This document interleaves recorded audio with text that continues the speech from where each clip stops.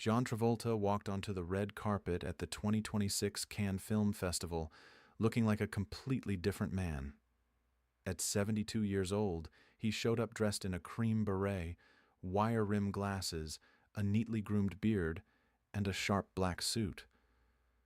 A look so striking and so unexpectedly stylish that his photos instantly went viral. People could not stop talking about how refreshed and confident he appeared, and many noted that he seemed more alive and energized than he had in years. But as memorable as his fashion moment was, it turned out to be the least remarkable thing that happened to him that night. What followed was something that even Travolta himself never saw coming, and it became one of the most talked about moments in recent Cannes history.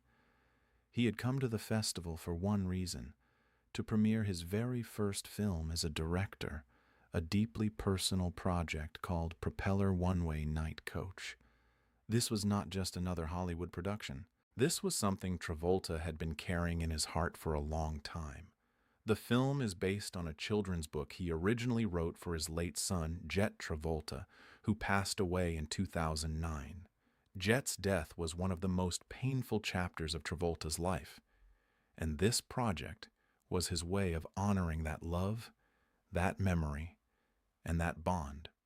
Set in the golden age of aviation during the early 1960s, the story follows a young boy named Jeff and his mother as they embark on a one-way cross-country journey to Hollywood, discovering the magic of flight along the way. Travolta himself described it as the most personal thing he has ever done in his entire career.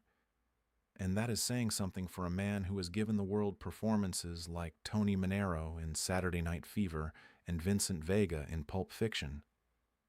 What made the premiere even more special was the presence of his daughter, Ella Bleu Travolta, who appears in the film in a supporting role as a flight attendant.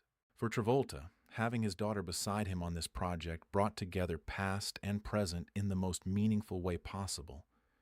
He spoke openly about how his late wife, Kelly Preston, who passed away in 2020, had always been his anchor, and how his family continues to be the reason he keeps creating.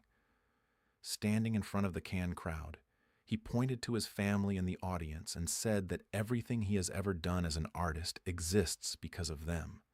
He credited his oldest sister, Ellen, as the true inspiration behind the lead character, and described how his mother's influence shaped his earliest dreams of making it in Hollywood. But the moment that truly stopped the room happened before the film even screened. Festival director Thierry Frémaux took the stage and surprised Travolta with an honorary Palme d'Or, the most prestigious recognition Cannes can give, equivalent to a Lifetime Achievement Award. Nobody in the audience expected it. Travolta certainly did not. He had met with Frémaux back in November, gone through the process of submitting the film, and was already overwhelmed just knowing that Cannes had selected it as an official entry.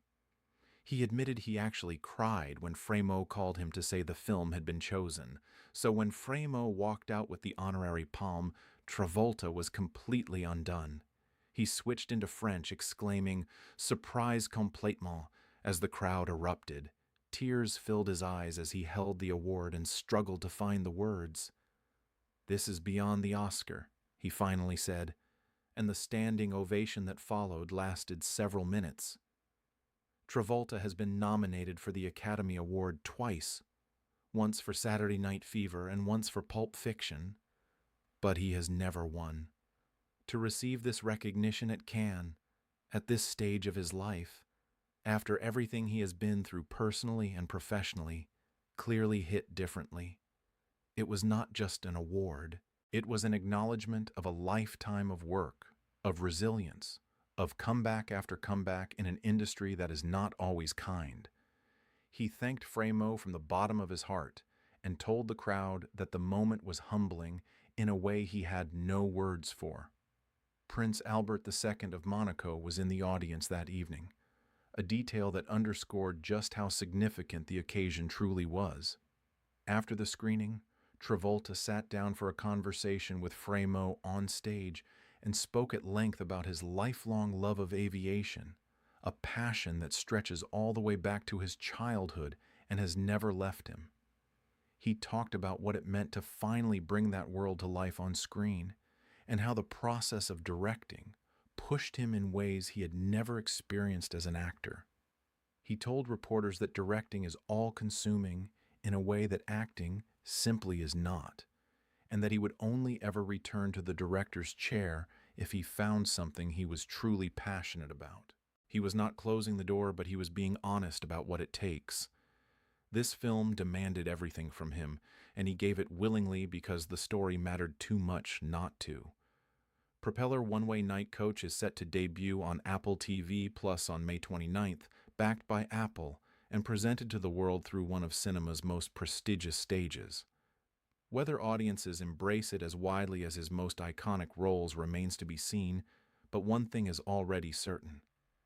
Cannes 2026 belonged to John Travolta, and the night he stood on that stage with tears in his eyes and a Palme d'Or in his hands is one that nobody who was there will forget anytime soon.